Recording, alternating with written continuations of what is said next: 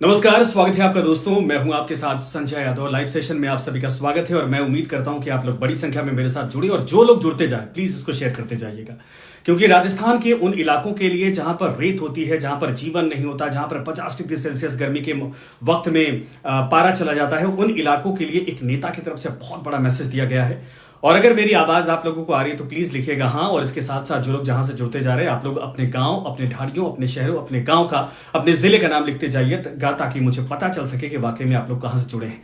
दूसरा अनुरोध यह है कि प्लीज आप लोग जितने भी ग्रुप्स हैं आपके, जो लोग जुड़ते जा रहे हैं, वो लोग उन ग्रुप्स में शेयर करते जाइए जो आरएलपी के पेजेस हैं। हनुमान बेनीवाल साहब को टैग कर सकते हैं, इसके अलावा आरएलपी फैन क्लब को टैग कर सकते हैं, उसमें भी शेयर कर सकते हैं। इसके अलावा जो हनुमान बेनीवाल फैन क्लब है उसमें भी शेयर कर सकते हैं। बहुत सारे मित्र मेरे साथ इस वक्त जुड़े हैं और जो ग्रुप चलाते हैं उनको भी मैं जानता हूं। तो प्लीज आप लोग अगर जुड़ते जा रहे हैं तो इसको शेयर करते जाइएगा, मेरा अनुरोध है। लेकिन ये इसलिए मैं कह रहा क्योंकि व्यक्तिगत मेरा कोई फायदा नहीं है। एक तस्वीर आई है, बड़ी सुकून देने वाली ये तस्वीर है। ये तस्वीर इसलिए बड़ी हो जाती है। बहुत सारे लोग देखिए राम राम सा लिख रहे हैं। राम राम जी, आपको भी जय तेजा जी महाराज, और सभी को मेरी तरफ से राम राम, राम राम सा। मैं इस तस्वीर का जिक्र बार बार क्यों कर रहा? वो तस्वीर मैंने कुछ देर पहले ही फेसबुक पर शेयर की और आप लोगों ने उसको बड़ा प्यार दिया है। बहुत सारे लोगों ने शेयर किया है, कमेंट्स किए हैं। कोई नेताजी कह रहा है, कोई कह रहा है कि ये सियासी मैसेज है, कोई कह रहा है कि राजस्थान का असल में कोई हनुमान है तो हनुमान बेनीवाल है। उसका कारण भी बन जाता है। कारण ये होता है कि सरकारें हजारों करोड़ खर्च करती हैं, आपको पता होगा, प्लांटेशन पर, ग्रीनरी पर, शुद्ध हवा के लिए। याद करिए कोविड का दौर, जिस वक्त लोग सांसों के लिए तरस गए थे, उसका कारण क्या था? अरे भाई, हम शहर बसाते जा रहे हैं, बड़ी बड़ी इमारतें खड़ी करते जा रहे हैं। जब पेड़ पौधे हम काट देंगे तो हमें सांस कहां से मिलेगी? पेड़ पौधे हमें सांस देते हैं, ऑक्सीजन देते हैं, तब हम जिंदा रहते हैं। एक एक सांस के लिए लोगों को तरसना पड़ा था। तब जाकर पता चला था कि प्लांटेशन का, पेड़ पौधों का, छोटे छोटे पौधे, घास तक का वजूद आखिर क्यों धरती पर है और इसका महत्व इंसान के जीवन के लिए क्यों है। ये जरूरी हो जाता है, आप लोग भी मानते हैं। लेकिन मैंने कहा ना कि हिंदुस्तान की सरकार, देश की सरकारें, राज्यों की सरकारें हजारों करोड़ खर्च करती हैं ताकि पेड़ पौधे लोग लगा सकें। शहरों में लोगों के पास कोविड के बाद जमीन तक नहीं है। लोग देखेंगे तो अपने बालकनी में गमले सजाए रहते हैं, छतों पर लगाए हैं, घरों के अंदर इंडोर प्लांट लगा दिए गए हैं। यानी पौधों का महत्व सांसों से कैसे जुड़ा है ये इंसान को पता चला है, तब जब एक एक सांस के लिए वो मोहताज होता दिखाई दिया है। और एक तस्वीर, ये बहुत बड़ा मैसेज है। आप सबसे अनुरोध है कि प्लीज आप लोग भी जहां भी हैं हिंदुस्तान के हिस्से में, और खास करके राजस्थान के बाड़मेर वाले इलाके में, जैसलमेर में, नागौर में, जोधपुर में, जो पश्चिमी राजस्थान का ये रेतीला इलाका है, उन इलाकों से अगर बिलोंग आप करते हैं, उन इलाकों में रहते हैं, वहां पर आपका आवास है, घर है, तो आप इस तस्वीर से सीख लीजिए, इस पिक्चर से सीख लीजिए। हनुमान बेनीवाल, सबसे पहले आपको क्लियर कर दूं किस बात पे मैं इस वक्त लाइव हूं। हनुमान बेनीवाल साहब की एक तस्वीर आज वायरल हो रही है। तस्वीर में वो खेजड़ी का पौधा रोपते दिखाई दे रहे। आज वो पौधा है, उसको पानी दे रहे। केयर अगर उसकी हुई, ख्याल रखा गया, तो अगले 10-5 साल में इतना बड़ा पेड़ हो जाएगा कि न सिर्फ एक नहीं बल्कि कई लोगों को ऑक्सीजन देगा, लोगों के जीवन को बचाएगा। पेड़ पौधों में पत्तियां होती हैं तो वहां के जीव जंतुओं को मिलेंगे। ऊंट से लेकर जितने वहां पर जानवर होते हैं उनके लिए भोजन मिलेगा। बड़ा होगा तो छांव देगा। रेगिस्तान में आप जानते हैं 50 डिग्री सेल्सियस तापमान पहुंच जाता है। रेत में कुछ रखिए, ऑमलेट रखिए, अंडे फोड़िए, ऑमलेट बन जाता है। पापड़ रखिए। हमारे तमाम जो जवान होते हैं बीकानेर बाड़मेर वाले बॉर्डर पे, आप देखेंगे बाड़मेर के खास करके उस इलाके में जो महाजन फील्ड फायरिंग रेंज है, जो पोस्टिंग होती है, जब गर्मी का सीजन आता है 50-51 डिग्री सेल्सियस, वहां पर पानी रखिए, उबलने लगता है। ऐसे में हमारे जवान वहां पर होते हैं। जब वो अंडा फोड़ते हैं तो ऑमलेट बन जाता है, पापड़ रखते हैं तो सिक जाता है, रोटियां रखते कच्ची तो तैयार हो जाती। कहां? रेत पर। उस रेतीले इलाके में जीवन को आगे बढ़ाने के लिए जो लोग वहां पर हैं, उनकी दिनचर्या आगे बढ़ सके, उनको अच्छा हेल्दी जीवन मिल सके, अच्छी सांसें मिल सके, और इसके अलावा वहां पर छांव मिल सके। जरूरी क्या हो जाता है? जरूरी यह होता है कि वहां पर प्लांटेशन करवाने की आवश्यकता है। अरावली रेंज को आप देखेंगे, दिल्ली से शुरू होती है, गुजरात तक जाती है। आपने देखा होगा जितने पहाड़ियां दिखती हैं वो सब सूखी दिखती हैं। यानी रेगिस्तान का क्लाइमेट ऐसा है कि वहां पर पौधे सरवाइव नहीं कर पाते हैं, सारे पौधे नहीं कर पाते हैं। पूर्वी राजस्थान की तरफ आएंगे तो ये इलाका ऐसा है, और इधर धौलपुर कोटा की तरफ जाएंगे तो वो नदी का हिस्सा है, वहां थोड़ा पेड़ पौधे दिखाई दे देते हैं। लेकिन सबसे ज्यादा चुनौती उन इलाकों में होती है जहां पर रेत है, शुद्ध रेत है, खेती बाड़ी भी ढंग से नहीं हो पाती है। ड्रिप इरिगेशन के जरिए वहां पर खेती बाड़ी होती है, एक बोर करवाना होता है तो पापड़ बेलने पड़ जाते हैं पानी निकालने के लिए, जमीन से 200-300 फीट 400 फीट नीचे पानी होता है। उन इलाकों में पौधे लगाने की आवश्यकता है। जैसा मैं बार बार बोलता आया हूं कि चाइना एक ऐसा देश जहां पर बहुत बड़ा इलाका, वहां पर भी रेत है, थार है, मरुस्थल है, मरु प्रदेश है, वहां पर प्लांटेशन किया गया, एक अलग तकनीकी अपनाई गई। और आज उन इलाकों में आप देखेंगे, हालांकि लोग कहते हैं, साइंटिस्ट कहते हैं कि चाइना ने भौगोलिक परिस्थितियां बदल दी, आने वाले वक्त में ये नुकसान करेगा क्योंकि नेचर ने ऐसा बना रखा है उस इलाके को। वहां पर आज जंगल हैं, बड़े बड़े घने पेड़ पौधे आपको दिखाई देते हैं। क्या राजस्थान में नहीं हो सकता? क्यों नहीं हो सकता है? इच्छा शक्ति की आवश्यकता है।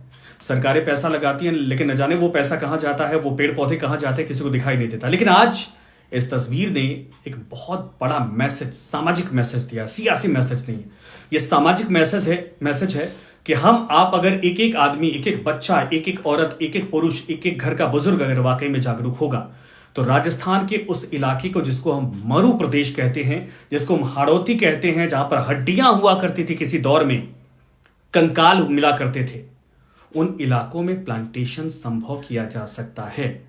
सारे पेड़ पौधे नहीं हो सकते, कोई बात नहीं, लेकिन जैसे वहां पर नागफनी है, बबूल है, खेजड़ी है, और इसके अलावा केर का पौधा पेड़ होता है, अगर ये सब लगाए जाएं तो वहां पर सरवाइव होते हैं, जो उगते हैं, जो बड़े हो जाते हैं, जिनको लगाकर जंगल जैसी वहां पर स्थिति पैदा की जा सकती है, तो न सिर्फ इंसानों के लिए बल्कि जानवरों के लिए, पेड़ पौधे, पक्षियों के लिए भी काम आते हैं, सबके लिए काम आते हैं। देखिए संख्या आप लोगों की लगातार बढ़ती जा रही है। मैं चाहूंगा कि प्लीज़ आप इसको शेयर करते जाइएगा, साझा करते जाइएगा, और जितने लोग जहां से जुड़ते जा रहे हैं प्लीज़ आप लोग अपने शहर, अपने ढाणी का नाम भी लिखते जाइएगा। बहुत ज़रूरी हो जाता है, और वो इसलिए ज़रूरी हो जाता है क्योंकि हमारा आपका संपर्क इससे बना रहे, हम समझ पाएं कि जो लोग आप लोग जुड़ते हैं हर रोज़, वो किस इलाके से जुड़ते हैं, आपकी भावना क्या होती है, आपके मुद्दे क्या होते हैं, आपकी समस्याएं क्या होती है, ताकि इस प्लेटफॉर्म के जरिए आप तक, सरकार तक आपकी बातों को पहुंचाया जा सके। अब मैं एक एक करके सबका नाम लेना चाहूंगा, फिर मैं उस पिक्चर पर आता हूं जो आज हनुमान बेनीवाल ने शेयर किया, मैंने भी शेयर किया है और आप लोगों ने उसको बहुत सारा प्यार दिया है। तेजाराम डूडी साहब इस वक्त मेरे साथ जुड़े हैं। तेजाराम जी बहुत बहुत धन्यवाद आपका, और आपको राम राम मेरी तरफ से। रघुवीर जी मेरे साथ है। रघुवीर जी कैसे हैं आप? राम राम साहब तेजाराम जी ने लिखा है, आपको मैंने बोल दिया। इसके अलावा ताराचंद सियाग साहब मेरे साथ जुड़े हैं।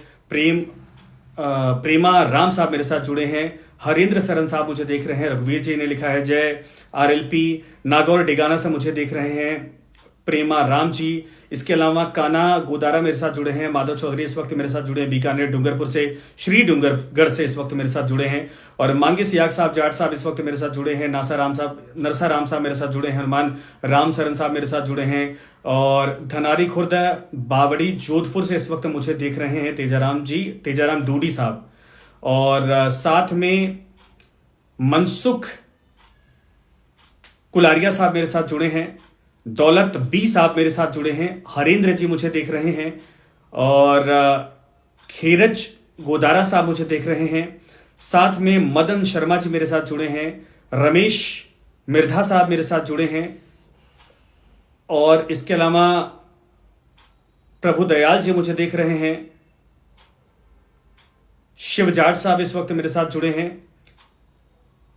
आईदान राम जी मेरे साथ जुड़े हैं। और SL चौधरी साहब मेरे साथ जुड़े हैं। भागीरथ जी मुझे देख रहे हैं। बद्रीराम साहब मेरे साथ जुड़े हैं। राम प्रकाश जी इस वक्त मुझे देखना शुरू कर चुके हैं।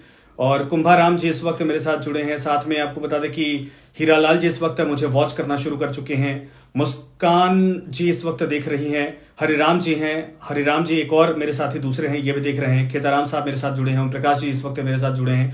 देव सरन साहब इस वक्त मेरे साथ जुड़े हैं। दलाराम साहब देख रहे हैं। इसके अलावा भंवर साहब मुझे देख रहे हैं।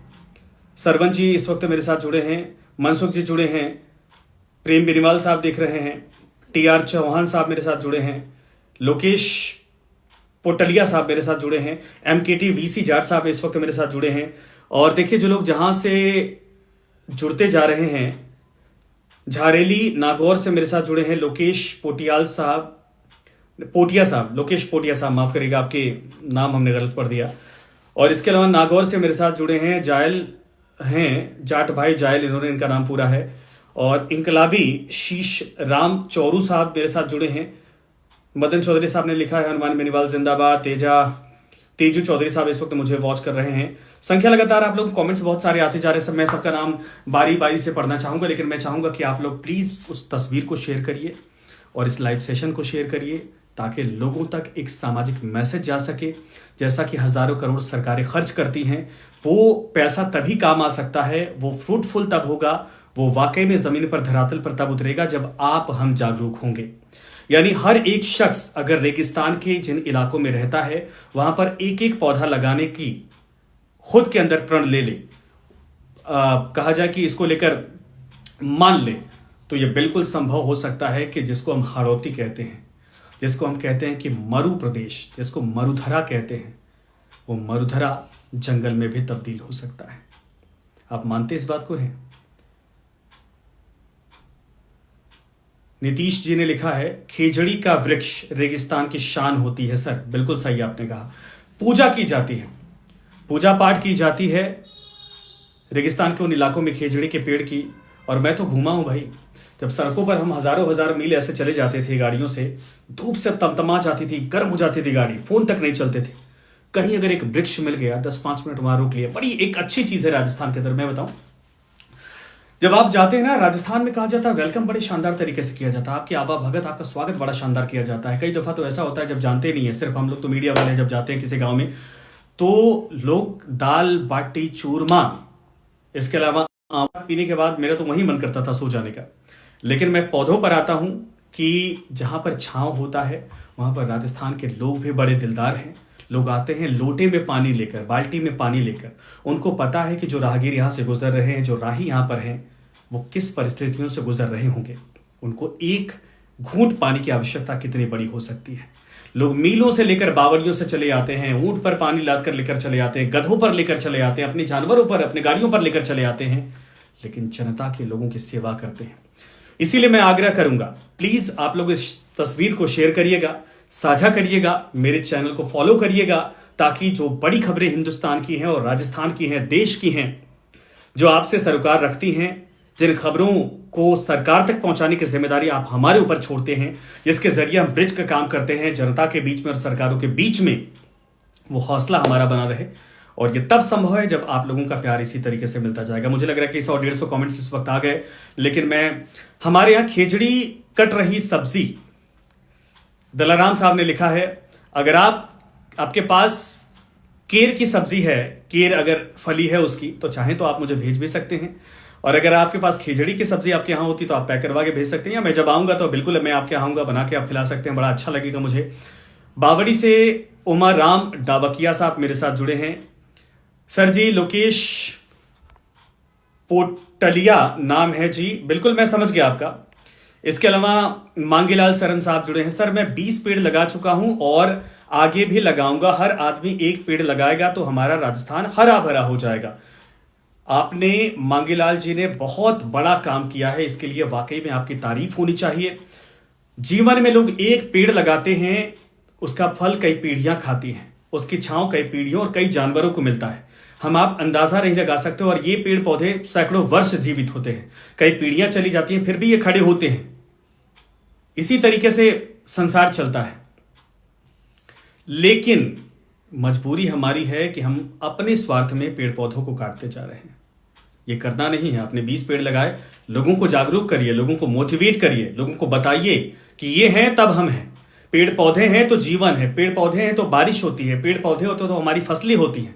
पेड़ पौधे नहीं रहेंगे तो धरती का तापमान इतना बढ़ जाएगा कि हमारा आपका यहाँ जीना और हमारे मवेशियों का जीना यहाँ संभव, जीवन की कल्पना नहीं की जा सकती है। वृक्ष, जल, वायु सब एक दूसरे से कनेक्टेड है। ये तभी संभव है जब धरती पर वृक्ष हम छोड़ेंगे या लगाएंगे। लेकिन इमारतें बनाने के चक्कर में, घर बनाने के चक्कर में, खेत को समतल करने के चक्कर में जितने पेड़ पौधे उगते हैं हम उनको काट देते हैं। ये पाप करते हैं, बहुत बड़ा अपराध करते हैं और इसको हमें नहीं करना है, इससे बचना है। इसलिए प्लीज आप लोगों से आग्रह है कि जितने लोग इस वक्त मेरे साथ जुड़ते जा रहे हैं, आप सभी लोग इसको शेयर करते जाइएगा, साझा करते जाइएगा, अपना ख्याल रखिएगा। और जितने लोग पेड़ पौधे लगा रहे हैं, अगर 10, 15, 20 दिन बाद फिर मैं इस मुद्दे को लेकर, टॉपिक को लेकर आप सबके साथ लाइव जुड़ता हूं, तो आप लोग बताइएगा कि आपने किस हिस्से में कितने प्लांटेशन किया है, पेड़ पौधे लगाए हैं, और उसकी तस्वीर भी साथ में अटैच करिएगा, टैग करिएगा। ये हमें भी अच्छा लगेगा, सरकार को मैसेज जाएगा। हनुमान बेनीवाल साहब ने बहुत बड़ा मैसेज दिया है, ये एक तरह से फलीभूत हो जाएगा। इसीलिए इसी मैसेज के साथ आप लोग अपना ख्याल रखिए। कल एक बार फिर से मुलाकात होगी, लेकिन एक बड़े अच्छे मुद्दे के साथ, मसले के साथ। सियासी हो, चाहे सार्वजनिक हो, चाहे आपके जीवन से मसला जुड़ा हो, चाहे सामाजिक हो, एक मुद्दा बड़ा होगा जिस पर मैं आप लोगों से लाइव आऊंगा। तब तक अपना ख्याल रखिए। गुड नाइट, शुभ रात्रि।